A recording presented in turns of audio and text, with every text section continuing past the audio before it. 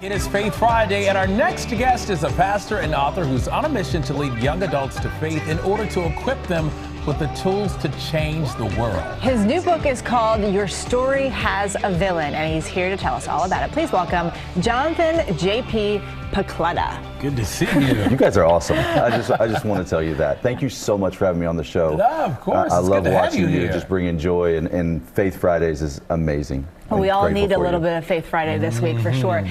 This book is about spiritual warfare, That's which right. when people hear that, Everybody's favorite subject. That sounds like a lot and very intimidating for people. Break this down. What is this about for us as we read it? Yeah, so I was raised in the church, and I can remember there was this statue of this angel and this demon, behind the cross, and I would see that every week, twice a week, because I went to a church school, a parochial school growing up. And I was like, what does that mean? And then I really come into a relationship with Jesus. I become a pastor, and now I'm leading a church, and I'm thinking, I've got to figure this out. The Bible says more about spiritual warfare than it does about marriage. And so it's like, okay, what does this mean? We're supposed to know about this, and it's a little bit baseline to our faith. And so this was a 3-year research project for me that turned into this book. I brought you guys a copy. Thank you. There you go. Thank you. So in the midst of, standing strong, of course, how do we stand firm in our faith, especially when you got all of the worldly distractions when you speak of spiritual warfare? Yeah, well, you said the key word, DeMarco, is faith. In Ephesians 6, it says, pick up the shield of faith.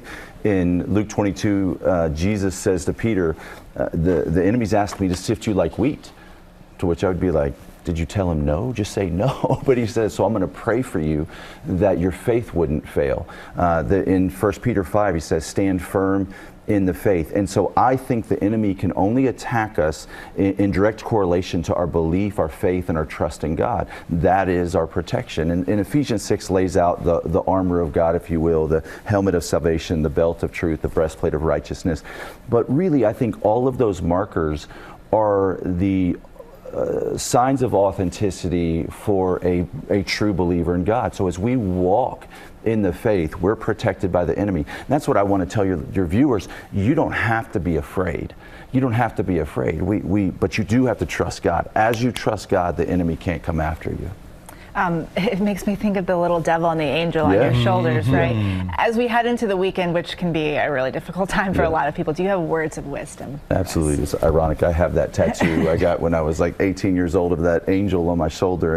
And I think we think about that sometimes. It's like that angel and demon, the demon trying to attack us. And I think sometimes we inappropriately blame God for the bad things that happen in our life when really Satan is the real enemy. And so I think that would be my words of wisdom is life is short, and there's a way to be with God forever. And 22 years ago, I was at a club trying to find that way, and someone invited me to church. I went hungover. I sat in the back row. I smelled like smoke from the night before, trying to figure out, all right, what do I really believe about eternity?